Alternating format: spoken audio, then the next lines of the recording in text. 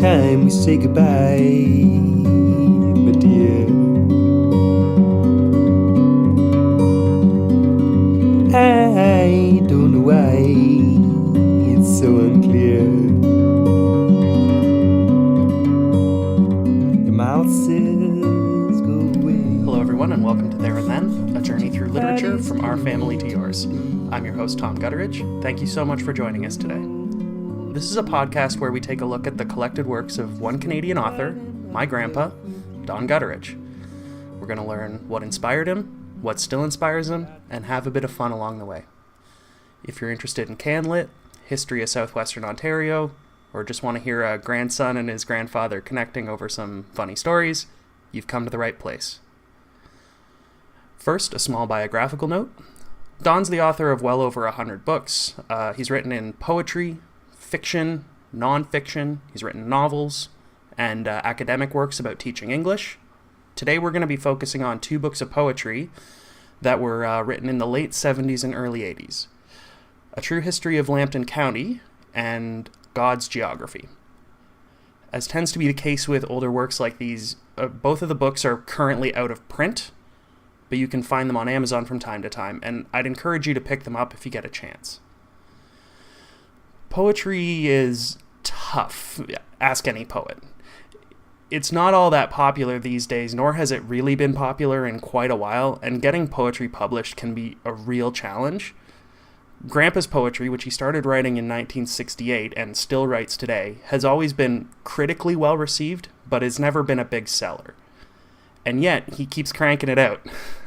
Clearly his motivation is not financial, but it's more about getting his stuff out there, and I really admire that.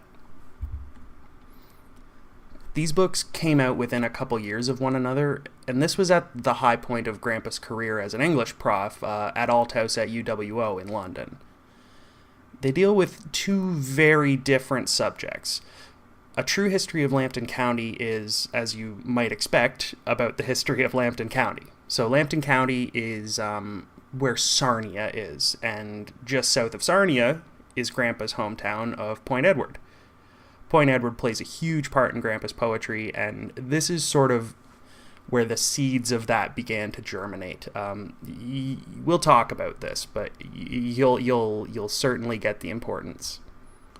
A True History of Lambton County is a really great book. It's very moving poetry, and it is about as CanLit as you can get. So, if you like CanLit, pick up a copy of A True History of Lambton County. It's also the far less challenging of the two as far as how easy a read it is. God's Geography is tougher. In God's Geography, Don's dealing with the themes of loss and mortality, framed by some losses he suffered in the years right around 1980. Grandpa's a quiet guy, he always has been, and to date, him and I have never really talked about some of this stuff. Family stuff has never been something we really addressed. We just kind of enjoyed our lives in our little corner of North London, and we didn't really talk about it. Consequently, I know very little about his parents, and the, by all accounts, pretty hard lives both of them lived. In the last few years, Grandpa has started to talk about this kind of thing a little bit more. He wrote a book called Uncles and Anecdotes for the Family that does a pretty impressive job of biography on a bunch of the relatives on his side. There are some very strange stories in our family's past, and I hope we'll get to share a few with you. We're not here to air the laundry, but this is stuff I want to know. Grandpa's doing fine, but he's getting older, and he's got so many stories to tell. It's time I heard some of them. A quick technical note, and an apology up front. During the first few minutes of this recording, I was having some mic trouble, so you may catch a bit of echo, and you may also hear me breathing into the mic like a bison. All I can say is I'm sorry, and please stick with it. The annoying stuff is mostly out of the way in the first 10 minutes. Quick trigger warning as well. We talk about the death of parents in this episode. If that's a hard topic for you, feel free to skip over that part or check out another episode. So, without further ado, let's go to my conversation with Don. Would you stop me? me say no, no, no. I guess I'll stay on by a little longer.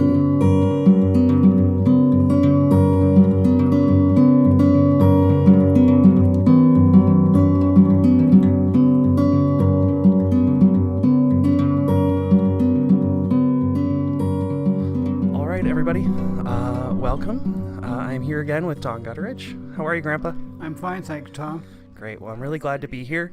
So, the two books we're going to be discussing today are A True History of Lambton County, which was, I believe, was released in, is it 1970?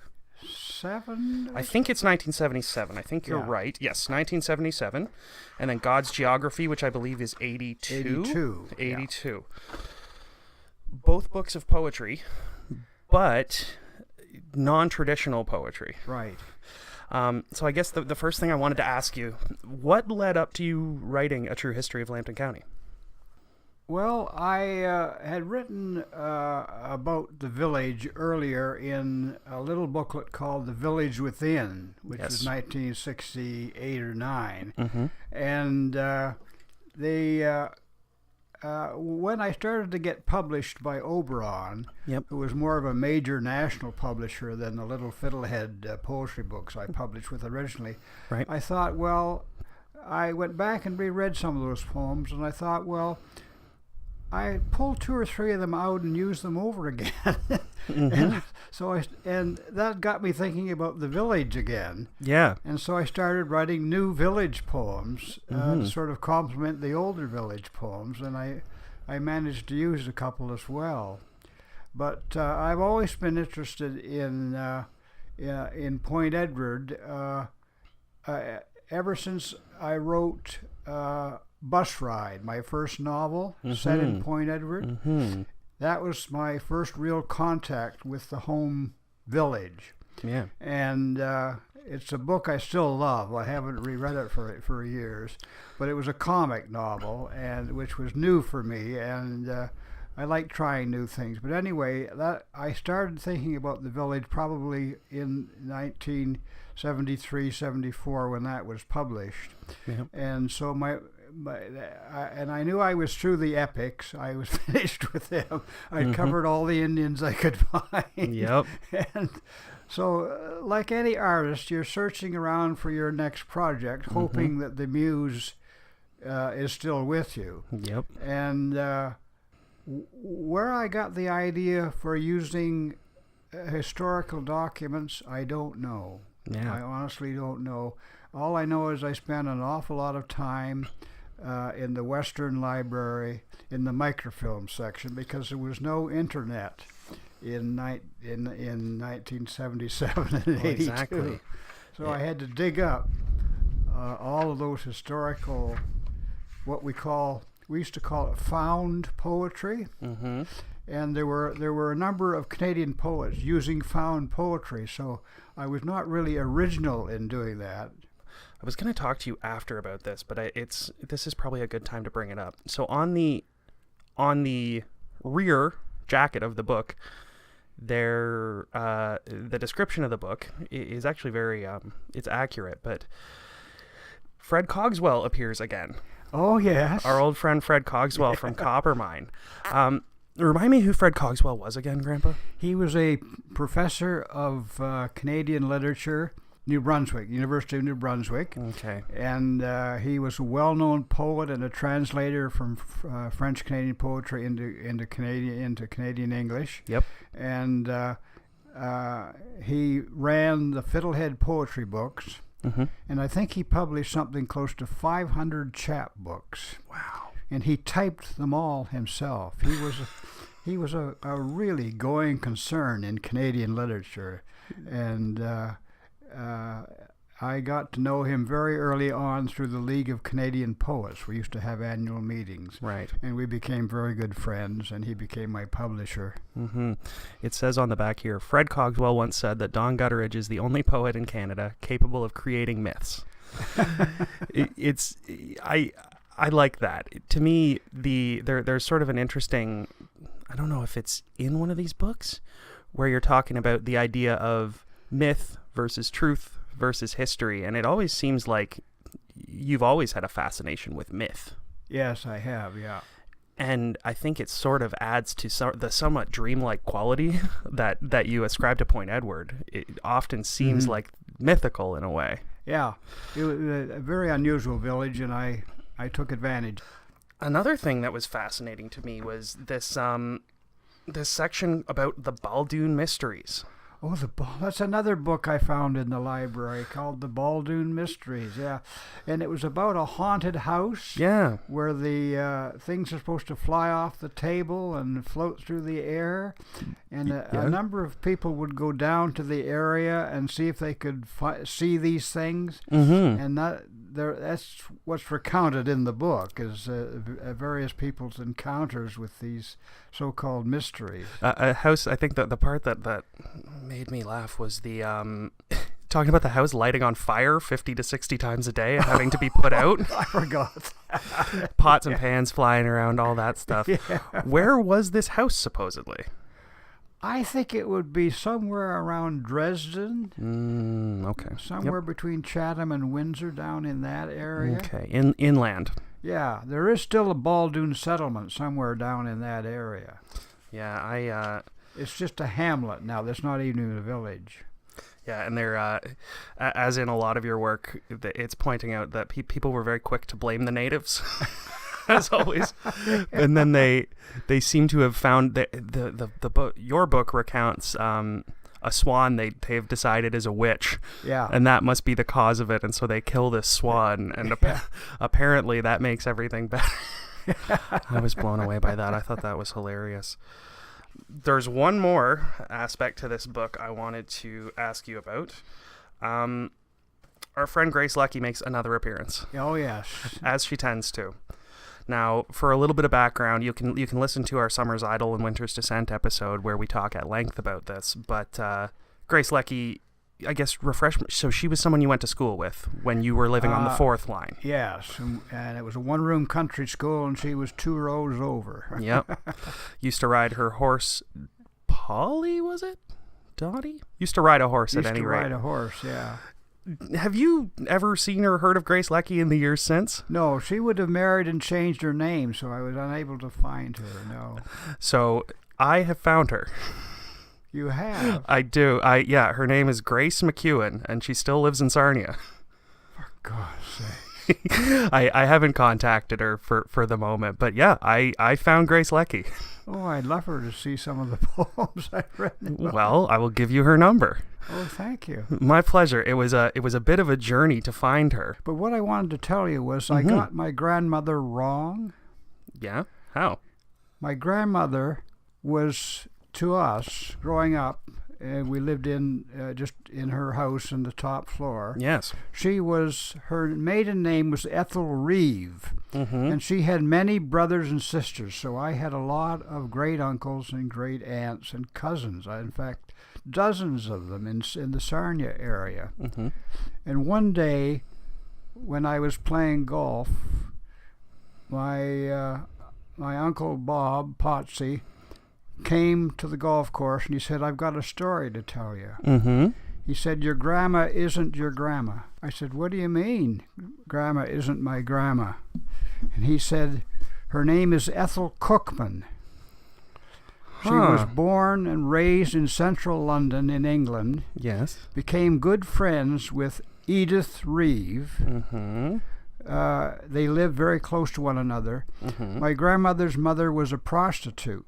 Okay. So when the Reeve family, and there must have been 7 or 8 of them, emigrated to Canada, they brought my grandmother with them and passed her off as a Reeve.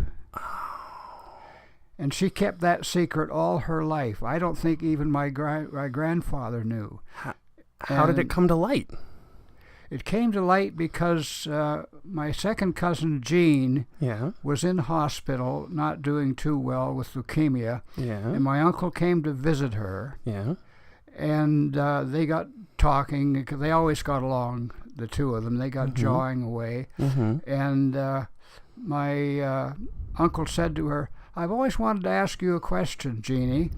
Why is it that all the Reeves have big noses, but my grandma does not. She has a tiny little nose like mine. Yeah. And Jean said, well, that would be the case. And he said, what do you mean that was the case? She said, well, she wasn't a Reeve. Wow. And that's how he found out. And this was years and years after my grandparents died. yeah. This was 1979. Wow. Yeah. And so that's actually pre-publication of A True History. Yeah, of A True History, yeah. Interesting. Yeah. That actually does explain there. You've written a few poems about your mom in later collections that we'll touch on, but you do mention that hardscrabble upbringing in London, and I was unaware of the rest of that, but that's fascinating. Yeah, that's a fascinating story. That is fascinating. And it was a family that battled all the time, Yeah. and yet no one told. That was a secret they all kept. Yeah. Even though they sniped at one another and had feuds, and it was quite a family. So, as my uncle said, I just lost all my relatives. Yeah. But I still count them as my aunts and uncles. Yeah. And there's a poem about them in A True History of Lambton County. So, if it's all right with you, we can move on to God's Geography. Yeah, please. Great. Okay, so this may be one of my favorite books of yours I've ever read. Mm-hmm. What gave you... So basically, the format of God's Geography is that each section is prefaced by a mixed media page that has headlines, newspaper articles, Mm-hmm. first-person interviews, Right? and then the poetry proper. The poetry, yeah. I guess the first question I wanted, and I know the answer, I'm sure you were researching at the UWO library. Now, the headlines and newspaper articles, are those actually from the paper? They're from the Sarnia Observer. Yeah. And what I did, each of the sections begins with what you described. Mm-hmm. And I take my birthday, September 30th. Mm-hmm. And that was a way of sort of making it historical without having to do all the historical reading. Oh, I missed that. Yeah. They're all September 30th. Ah, And I that's had how missed I that. made that's how I made the selection. I think it's sort of funny. So that the day of your birth, we have your birth announcement, a playwright in London getting scrutinized,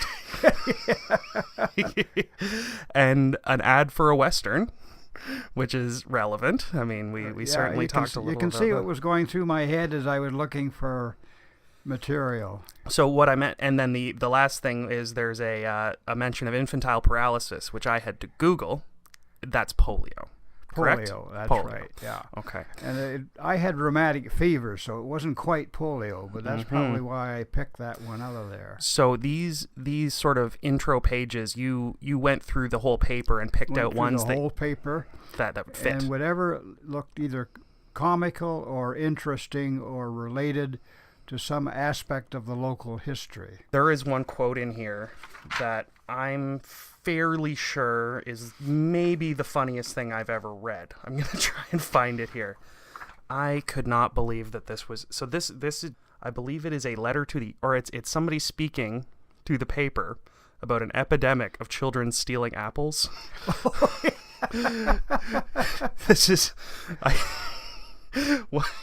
I could not believe this. Okay, I'm just going to read it and let it speak for itself. I wish to call the attention of thoughtful citizens to a plague spot in the moral health of our, in many ways, beautiful city. This vandalism is rampant just now, where fruit hangs temptingly in our gardens. In permitting our children and young people to get away with this small crime, as it may be called by some, we are allowing their sense of mine and thine to become demoralized. They are embryo burglars. Let not the war abroad blind us to the very beginnings of Hitlerism here at home. I could not believe that. Embryo burglars. You can see what was going through my mind as I flipped through the paper and found the most fantastic kinds of things.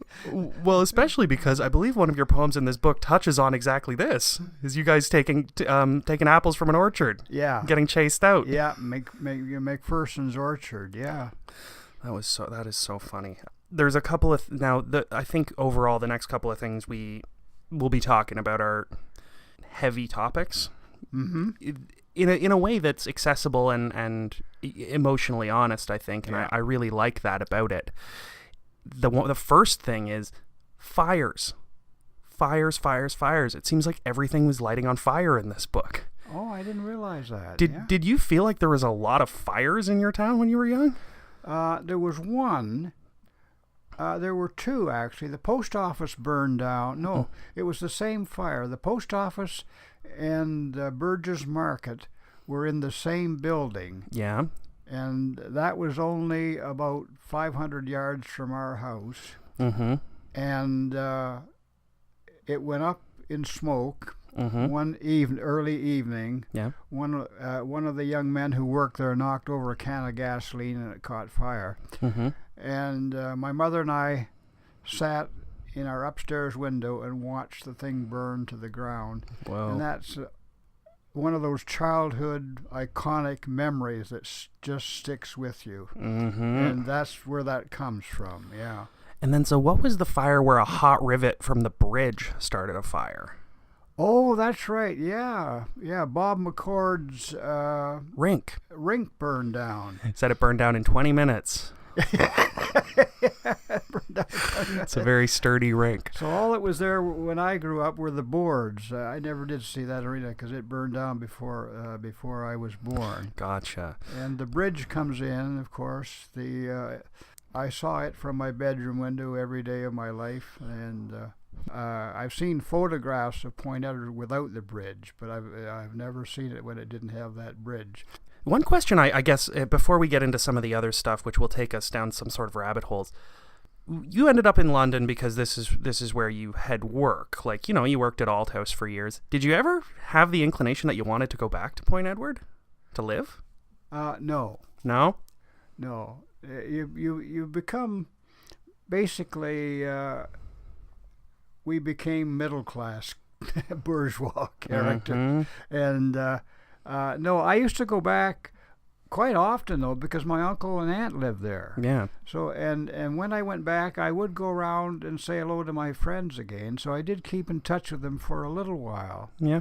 And once my uncle and aunt moved away a few years ago, I lost complete contact. And I just went back last year for a nostalgic trip with a friend of mine. Mm-hmm. We spent the whole day walking around, and I kept pointing out, this is where Lily's house was, and here's the lane where Cap Dowling walked down the day he died. And so we had a fascinating day. That's great. Nostalgic day. That's so great.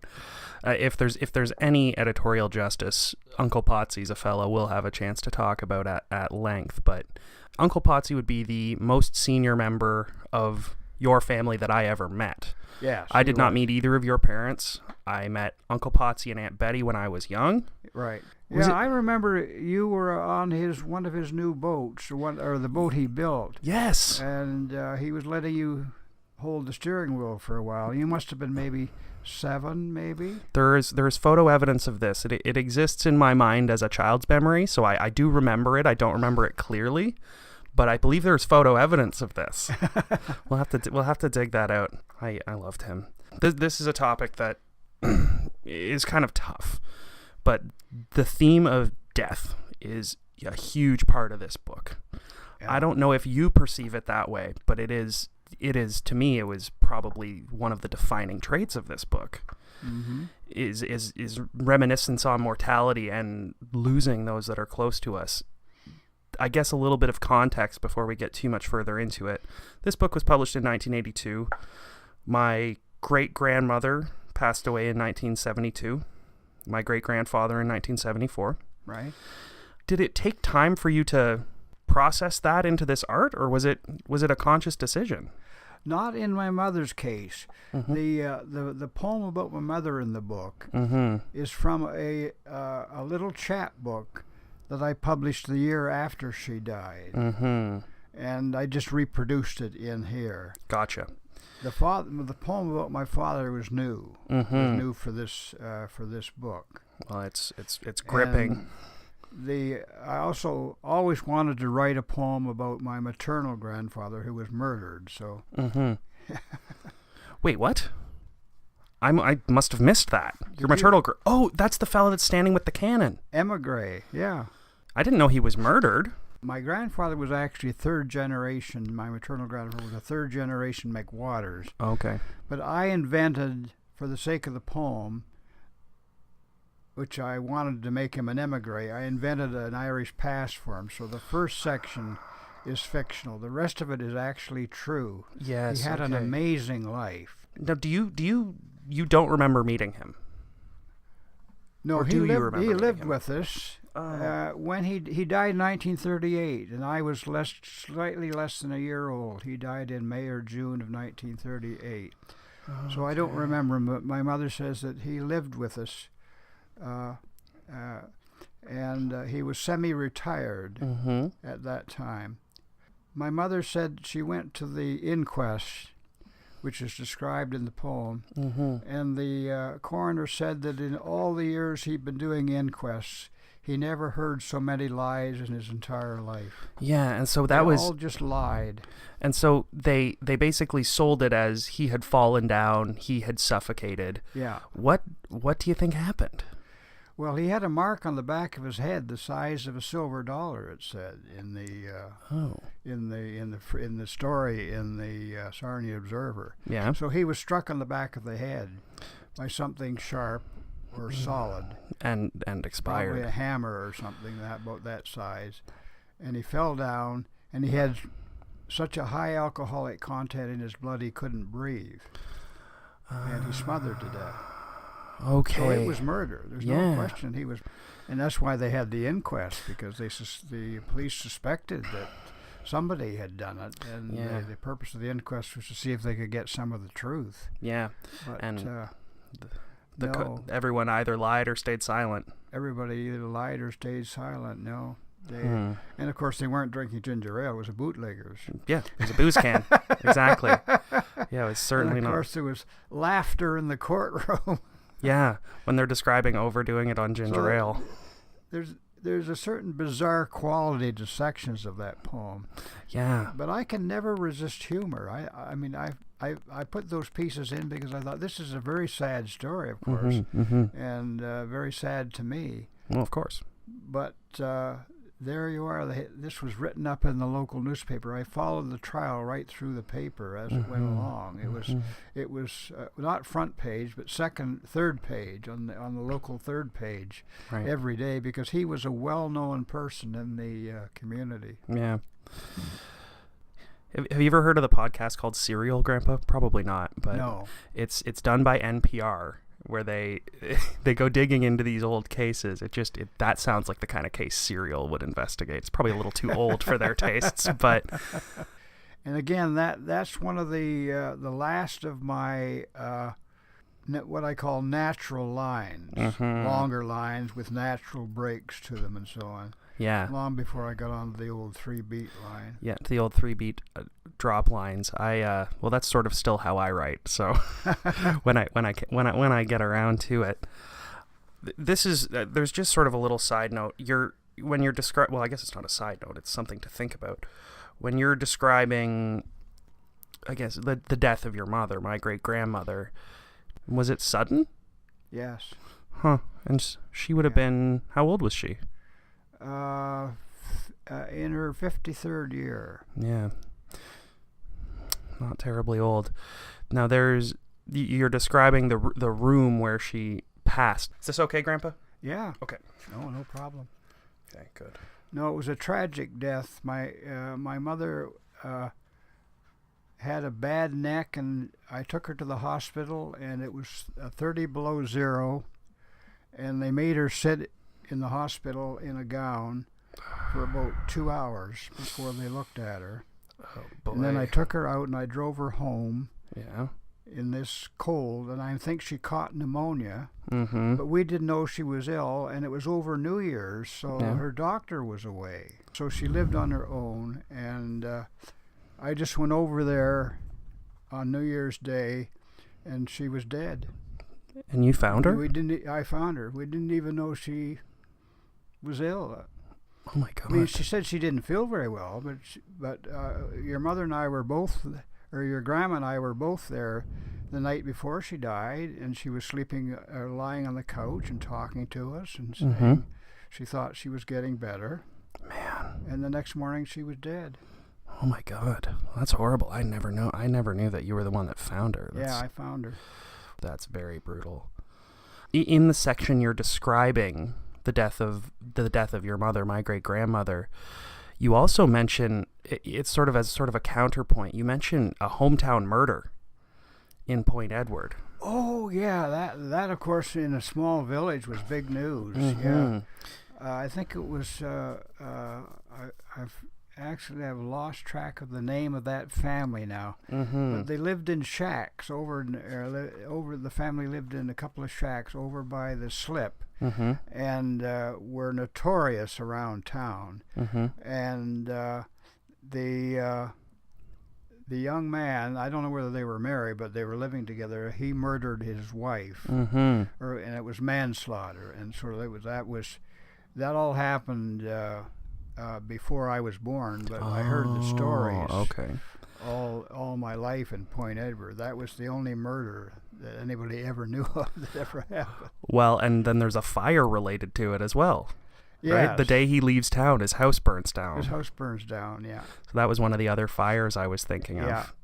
And then you intersperse this story of the only murder in Point Edward's history with your mom's her last days. What did she do in Toronto? What was her trade after the factory years? She worked for the provincial government. And in the she had a number of cases of people who were on welfare receiving mother's allowance. Yeah. And she was called a decision maker. And she would decide whether this mother fit the particular criteria. So she had a very important job. Yeah. And but her health just went. She never got over my father leaving her. Yeah. So I always said she died of a broken heart because she was inconsolable. And she was working on her own in Toronto, and she did that for about 5 years. Yeah. And we used to drive down and visit her. She had a lovely apartment there and so on. And I thought she would just stay there, but finally her health gave out. So we brought her back here and put her up in a small apartment and looked after her. Yeah. But she was very young. Of course, my dad was only 58. So yeah. Well, I mean, not to skip ahead, but one of the parts in the poem about your father's death is that you never forgave him for coming back the second time. That would be coming back as an old, broken man. Because when did he leave great grandma permanently? About 1957, I was in second year university. He told my mother that he was being transferred on the railway to London. Yeah. And so they came down here. They got an apartment on Tecumseh Ave. Yeah. And he went back to Chatham, and he was supposed to come back. Yeah. And he never came back. Wow. And then he quit his job. Really? And the next thing we knew, a couple of years later, he goes out west and lives in Calgary for 10 years. And that's what I mean by coming back. Because by then he was a complete alcoholic. And I'll never forget the day I first saw him when he came back. I looked in his face and I couldn't believe what I saw. He was a broken man. Yeah, he's an unbelievably tragic figure, and I don't know. It seems like the treatment he receives in your books is, I would say, generous, considering what an unbelievable bastard he seemed to be at times. Yeah. Well, he learned to drink during the war, and when I grew up when we lived in Chatham and I was in high school, he was a model father actually for about 3 or 4 years. Yeah. And then he started drinking again. Yeah. And then he switched from beer to straight whiskey. And in the end, he was drinking 2 bottles of whiskey a day. God. And you describe seeing him in a dingy room, yellow, cirrhotic. Oh yeah, that room he had in Sarnia, as I was describing. He lived with another guy who was also an alcoholic, and they lived together. Yeah. And I think my uncle Potsy took me to see him, and he was even in worse shape than I had seen him years before. Yeah, and the pathos in that poem of him with the yellowed newspaper clippings of his better days. His better days, yeah. He had a scrapbook with all his newspaper clippings in it. Because the earlier parts of the book have all these newspaper clippings of him playing hockey. Oh, yeah. He was an incredible hockey player. He was an incredible hockey player, yeah. He was invited by Jack Adams, the manager of the Detroit Red Wings, to come down and try out for the team in September of 1939. Yeah. And the next day he joined the Air Force. And so he never went to the tryout camp. And when he was stationed in Ottawa, he played semi-professional baseball. He was really. I never got any of his athletic ability. Yeah, neither did my brother. But and it didn't come down the line to me either. That is amazing. Yeah, I see him as a tragic figure with so much talent and so much waste. Some people apparently are susceptible to it. Yes. Their metabolism is such that they're more susceptible to it than others, and I think it was probably his case, because he didn't want to. He had really good instincts, and I say for 4 or 5 years he was a model father, so I actually got to like him very much. Though I never met him until I was 7.5 when he came home from the war. Well, I mean, as far as the alcoholism thing goes, it tends to be genetic. It tends to come down the line. Yeah, that's right. You missed it. Your grandson's got it.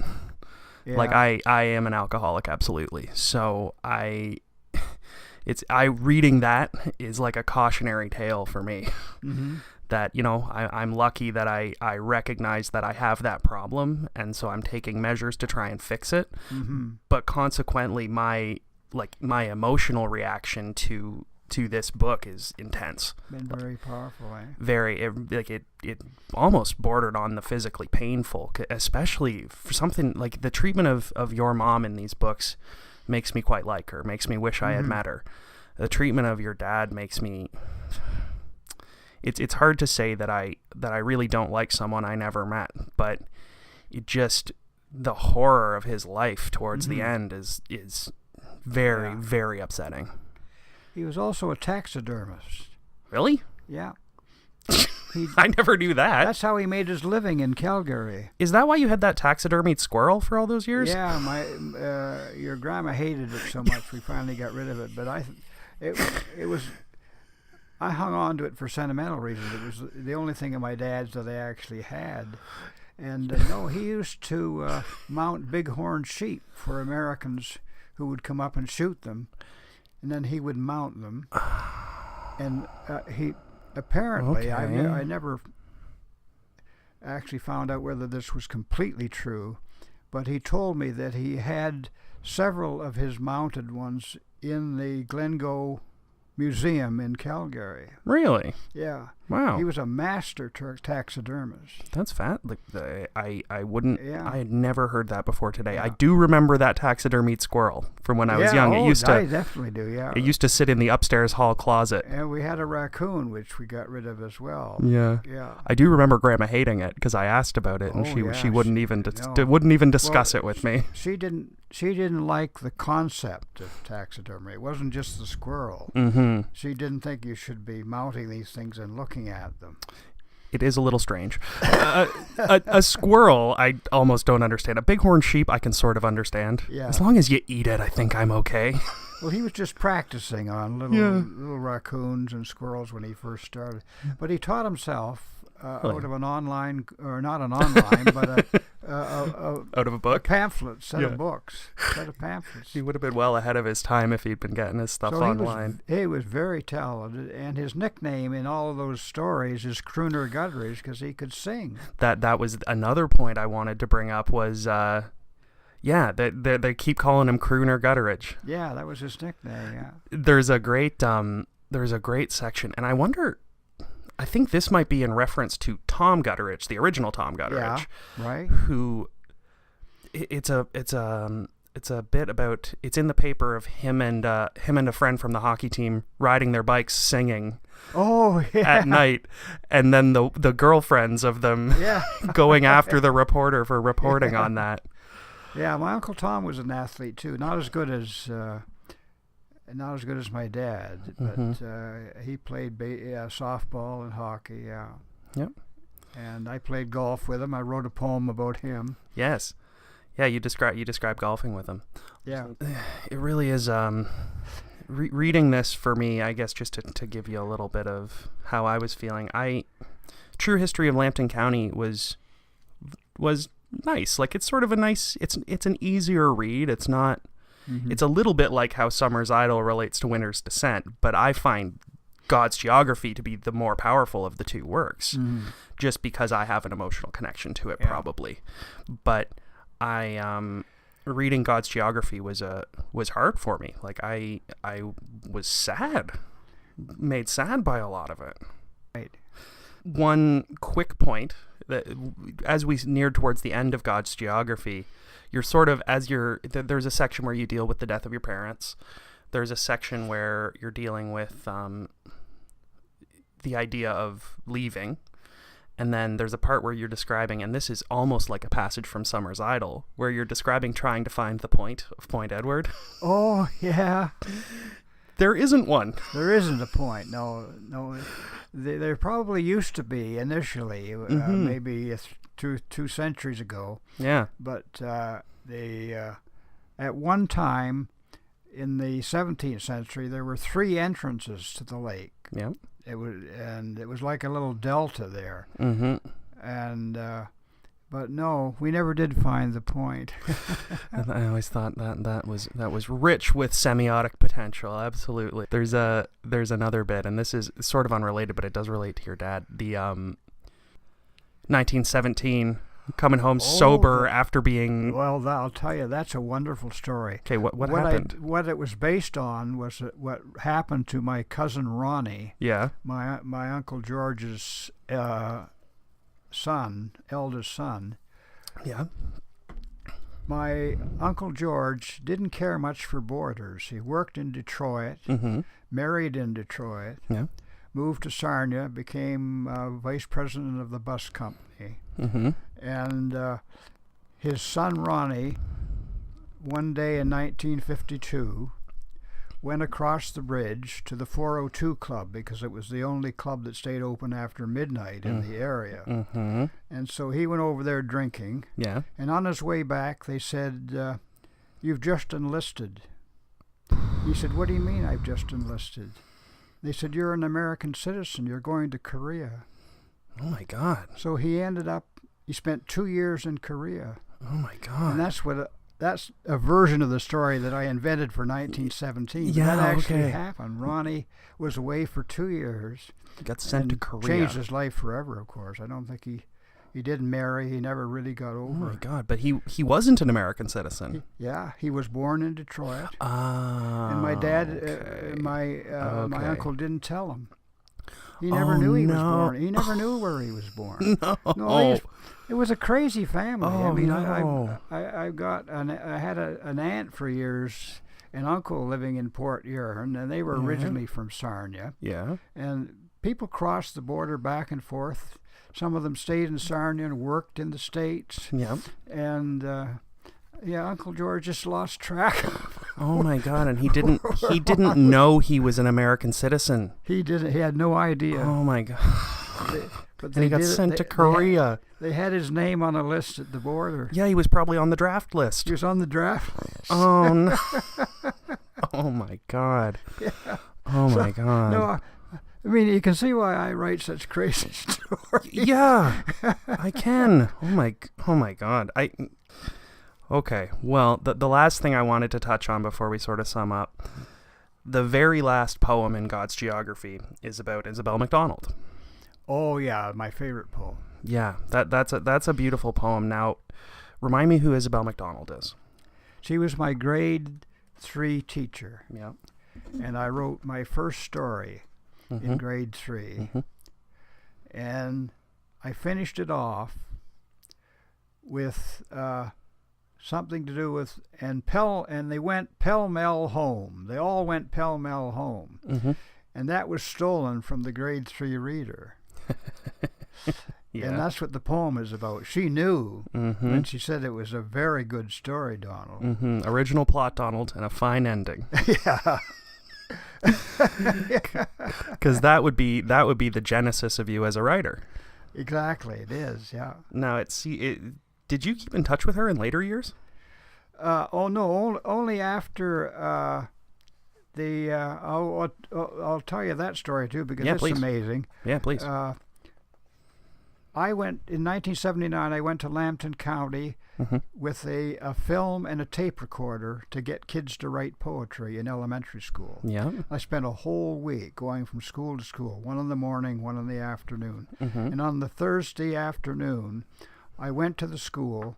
The principal said, go right on up. The teacher will be there in a minute. The room is empty. So I went on up, and the room was empty, and I set down my tape recorder. And I looked up, and there was a woman sitting in the middle row at the back, in the back seat. Yeah. And I said, this isn't a teacher or a student. And I looked down, and I said, hello, Miss McDonald. And she said, hello, Donald. Oh, my God. She had found my itinerary Yeah. in the local paper, Yeah. knew I was going to be there, Mm-hmm. and sat there and watched the children write poetry. And then we had a great conversation. That's amazing. And after that, we corresponded. We wrote letters back and forth. That's amazing. And so she must have, oh golly, she must have been in her 70s. Yeah. Yeah. Because if it was 79 and she would have been your teacher in the late 40s. Late 40s, yeah. Wow. 30 some years later. Yeah. That's amazing. That's an amazing story, isn't it? That is an amazing I looked story. down there and I recognized her instantly. Wow. Well, I guess finally, as we always do, I'll ask you, how does it make you feel to read these books all these years later? Steeped in nostalgia, really. Yeah. It's memories that you haven't thought of for a while, but suddenly all come back to you after you kind of read the poems. Mm-hmm. And no, I probably shouldn't say this, but I actually enjoyed reading them. Yeah. I think you're allowed to say that. Yeah. Well, I really enjoyed reading them too. I think God's Geography is one that they're both great. I think God's Geography is one that I'll reread frequently because it got some very good reviews. It was one of my best reviewed books. Yeah. Well, I mean, as always, it's been really great to talk to you, Grandpa. Thank you so much. Thank you. Would you stop me saying no, no, no? I guess I'll stay on by a little longer.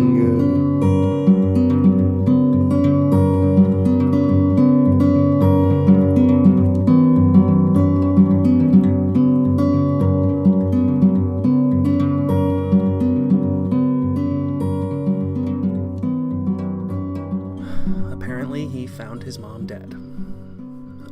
I wasn't ready for that one. I kept it together okay in the moment, but I'm not exactly cool right now. I think I'll probably be a while processing that one. I learned a lot in that conversation, and some of it's kind of hard to take in. Like, what a sad end. What a burden to carry.